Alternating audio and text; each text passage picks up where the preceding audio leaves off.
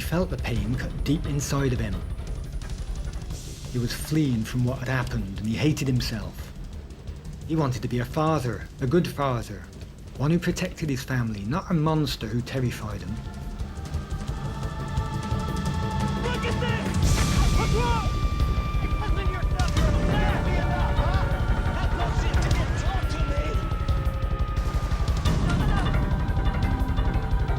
What the hell? What?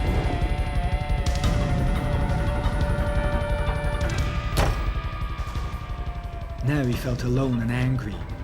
Angry with himself as he remembered the fear in the eyes of his wife and his daughter. He despised himself.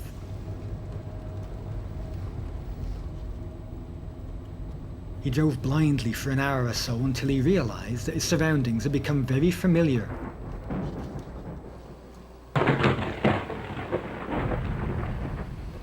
He'd driven himself to the house where he was born.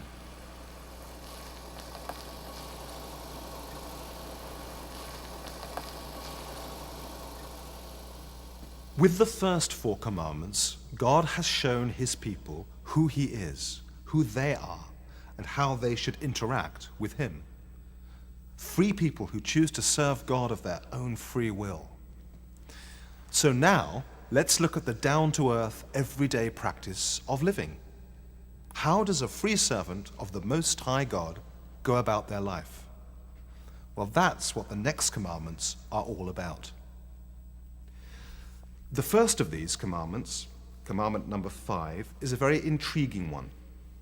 It reads, "Honor your father and your mother, that your days may be lengthened in the land which the Lord your God gives you." How odd. Of all things, God starts with this.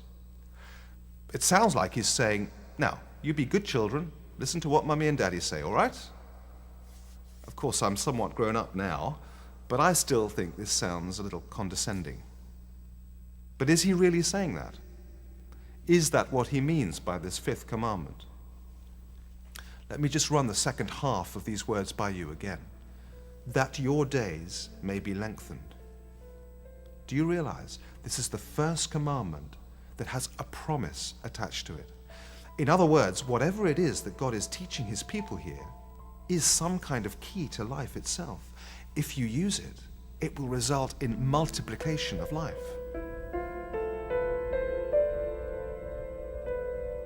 I can remember as a child in school feeling very lonely because I always felt different to the other children. Because the other children had parents, they could go home, they had brand new toys at Christmas for their birthday. Most of what I had was second hand.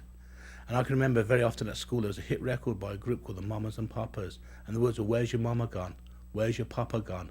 Far, far away." And I can remember at one time in the playground, about 30 or 40 of them surrounded me, just singing this at me and laughing at me. And they were really, and I just flipped my lid and I started kicking and hitting. The other children started to run. And as they started to run, I suddenly realised, hey, they're scared. And I can remember being on top of one of the boys, just punching him until the teacher dragged me off him. And I learned that if I hit other kids, they wouldn't laugh at me. If I hit other kids, they would be frightened of me. And so I quickly started to learn that violence was a way out of being tormented. Violence was a way out of other kids picking on me for being different by not having any parents and being the kid from the children's home. You see, I had no father, I had no mother, I had different institutions. I think I had 25 different institutions in 13 years. And so I never had anyone I could look up to. Never had really a name, didn't have an identity, didn't know who I was. But when I became a skinhead, I suddenly became somebody. When I wore the black Dr. Martin boots, the braces, the Crombie overcoat, suddenly people looked at me. Suddenly people started to notice me. And I started to see people looked at me as though they were scared because of the way I looked. I looked menacing. And for the first time in my life, I actually had something that was mine, something I could actually relate to, something I could put my finger on and say, I am a skinhead. I am proud to be a skinhead. And so I built up a reputation as being very crazy in the neighbourhood where I lived. The police were nothing more than the enemy. They were there to be hit. They were there to be kicked. If they were there at a football match and there's no other opposition to fight, then you would fight the police. There was nothing wrong with hurting a copper, and when a copper was killed, we would celebrate. We would go out and we'd drink to the health of whoever killed the copper.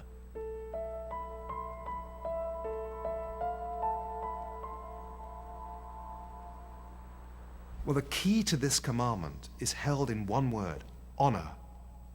In Hebrew, the word used is Prt, meaning to recognize, to respect, to lift up. And this all comes from a verb meaning to have weight. The second part, P, indicates an action. In other words, to give weight. So if I would honor you in this way, I would give you weight in my life. Your advice would carry weight in my decisions. But honoring is not the same as loving. It involves free will and choice. In his book, Mere Morality, a man named Lewis Smedes says this: "To love is a natural impulse. To honor is a moral choice." If someone is important in my life, it's not because he or she is wiser or older or richer. It's because I choose to make him or her important. Let me illustrate this. A friend of mine once worked for a company that moved to a new location. This property had once been a small store and had a shop window.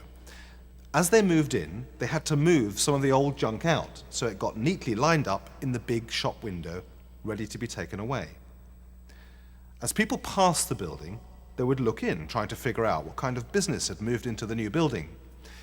Now, my friend noticed this, and having a rather funny sense of humor, he made some price tags and stuck them on the junk. The effect was amazing. People, now assuming this to be an antique shop, would be walking past and then stop in their tracks, gazing at an old cracked teapot without a lid, which was going for a small fortune. The expressions on their faces were wonderful, full of awe as they saw these things in a new light, as rather exotic, arty collector's items. You see, although they thought the prices outrageous, this old junk had actually taken on a completely new value to them. The junk hadn't changed, but people's attitudes to it had. They chose to give it value.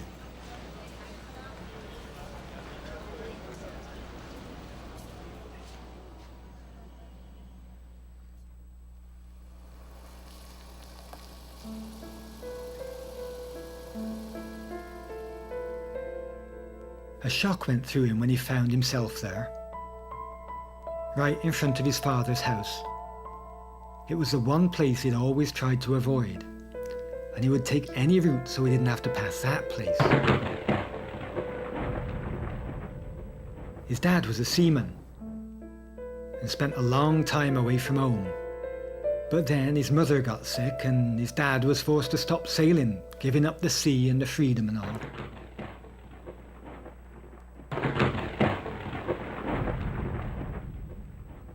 He always thought his father blamed him for that.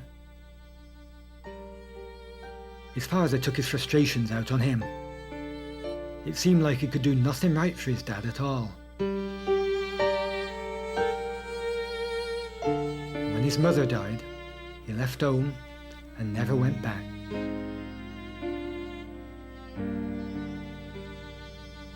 He married later and they had a little girl. He wanted to be a real father for her, because he felt he'd never had one. But he couldn't shake off the past. Sometimes anger would just well up inside of him, and that would always end up in a row, with him taking it out on his wife or his little girl.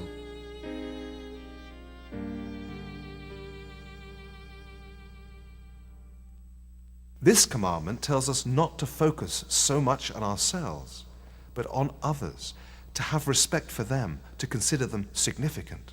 And with this, we develop an attitude which allows us to give to and receive from the other person. We become open to them, and because of that, our lives as well become enriched.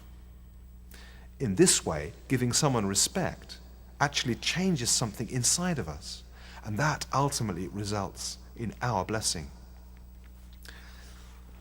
Because our lives are enriched like this, the promise that your days may be lengthened becomes a natural consequence. In this case, long may mean quality rather than duration, although the first often results in the second.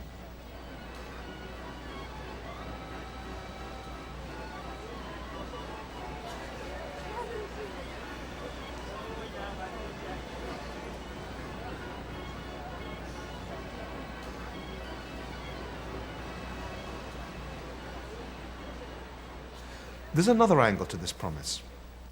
Have you ever been to a funeral where instead of everyone sitting around looking miserable, people are recalling happy memories about their deceased friend? Well, usually you'll find that that person, the person that passed away, was pretty good at honoring others. And the result was a life that just radiated warmth and friendship and will still have an effect long after they are gone. In fact, it might even multiply in the lives of those left behind, because that kind of example has a contagious effect.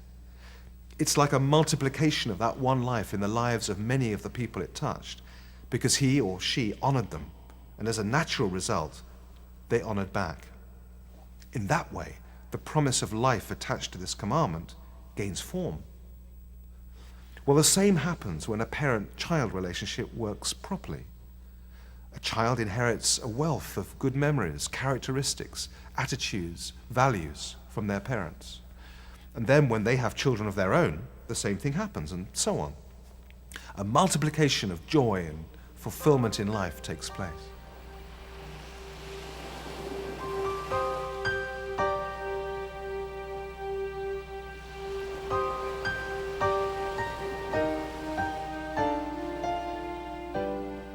Well, I always believed I would die before I was 30.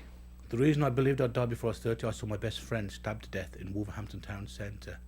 I was slashed across the face in a gang fight in Wolverhampton. And in a Bradley Park in Wolverhampton, I actually had a knife put into my stomach and spent 3 months in hospital, a month in intensive care. My drinking got heavier, and as the drinking got heavier, my life was slowly but surely going totally and utterly out of control.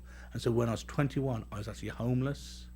My friends just dumped me because they didn't want an alcoholic as a friend. All that I ever thought was special, the skinheads, they laughed at me, they jeered at me because I could no longer handle myself because I was always drinking. And so from a point where I had a lot of friends, a lot of respect, I ended up as an alcoholic wino on the streets of Birmingham. And I'd always thought if there was a God, he had a sick sense of humour, because he had me born to a mother who did not want me. And what sort of sick God would ever want that to happen? And that was my whole attitude. If there was a God, that he was sick because I'd suffered all my life. And I just could not forgive my mother. I hated her with a vengeance. I actually once tried to find her so I could kill her. That is how much I'd planned in my mind how I was going to kill her. I planned in my mind what I would do to her, how I would make her suffer, how I would make her scream out in pain. I blamed her for my alcoholism. I blamed her for my violence. I blamed her for my rejection. I blamed her for everything in my life that had been messed up, screwed up, or turned around. It was my mother's fault.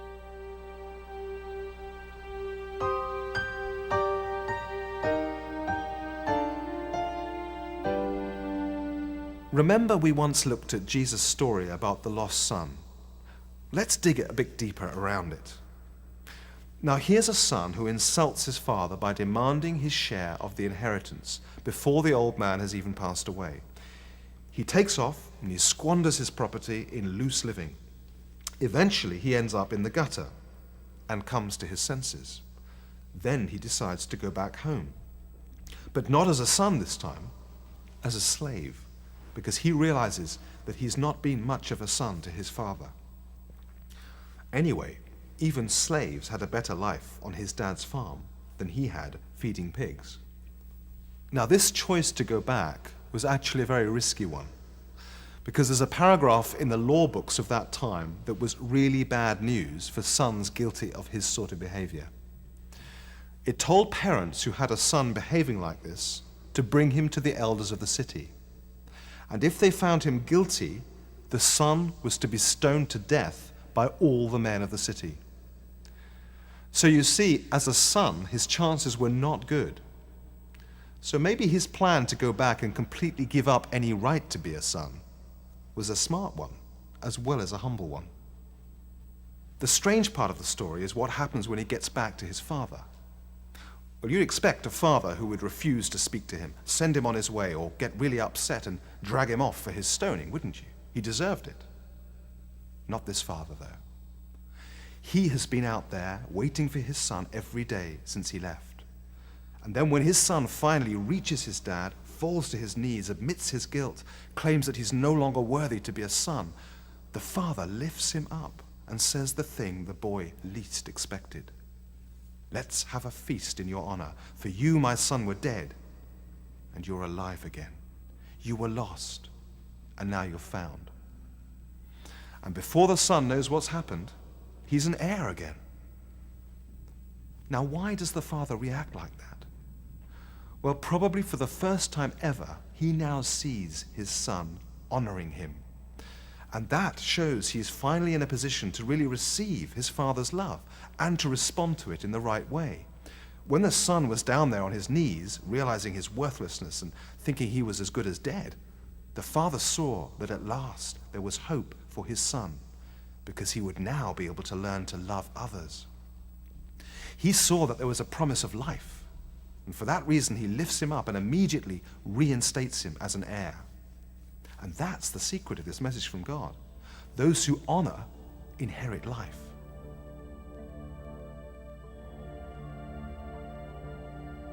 He sent his old man a card when his daughter was born, and since then he's been to see him quite often. When he does, he gives his granddaughter all the attention and affection he never gave to his son.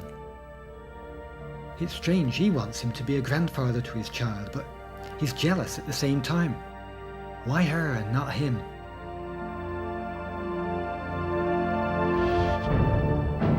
As a child, he would escape to his room, just to get away from his father's shouting.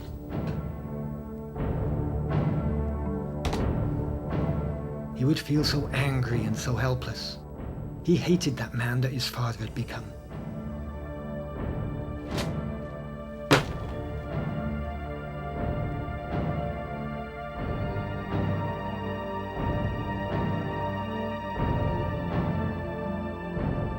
But sitting there, with the sound of his own yelling and shouting ringing in his ears, he can hear the echoes of his father's shouts. He's become just like him, and somehow in his anger he can feel his father's helplessness. How different his life could have been if he would have stopped pitying himself. He may have been able to love his father and give him a real place in his life, instead of being controlled by this anger.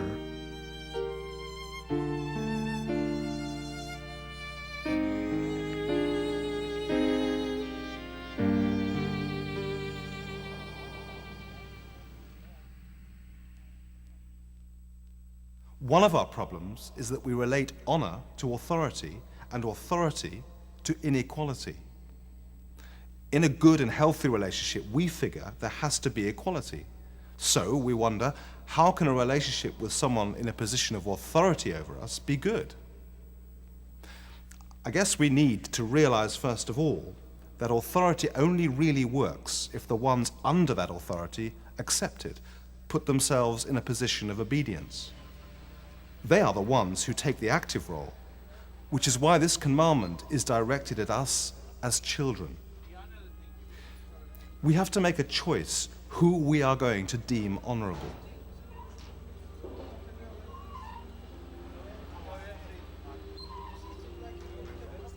So what do we do about parents who don't deserve respect, who've not fulfilled their obligations to us as children, or who have perhaps abused us wickedly? Well, the commandment stands, but it does not mean that we are to allow them to carry on with that abuse of their authority. You cannot go about telling a child who has been sexually abused by a parent that this command means that somehow they are trapped in that abuse. Of course it doesn't. And equally, we can't use abusive parents as role models. This presents a problem, though. What do we do when we honor another person, but they won't honor us back or show us any respect at all? Situations like that often produce real insecurity. But listen to how this scripture describes God's care for us. Can a mother forget the baby at her breast and have no compassion on the child she has borne? Though she may forget, I will not forget you. See, I have engraved you on the palms of my hands. God's love for us restores and secures our identity and can set us free to honor others. So when this commandment is disobeyed, we see things developing that lead to utter separation between human beings, things that bring destruction and death to relationships. But when we learn the principle of giving honor, we will inherit life in all its fullness.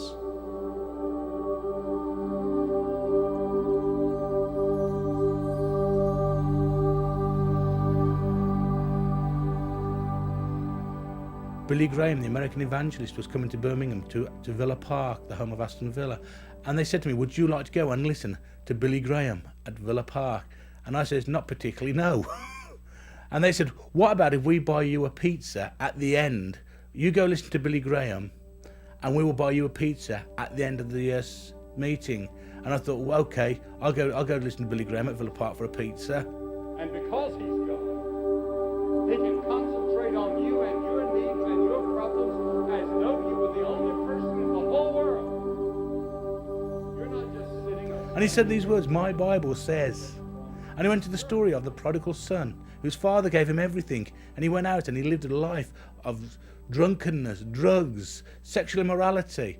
And I actually sat there and I was convinced that one of the Christians from the Central Methodist Hall had told Billy Graham I would be there that night, told him my story, and he was publicly humiliating me in front of all these people.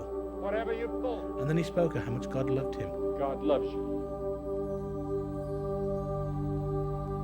And that night, as I got on the pitch, a police officer helped me onto the pitch to receive Jesus Christ, where for 10 years they tried to stop me getting onto pitches as a hooligan. And that night I said, Jesus, if you are real, change my life.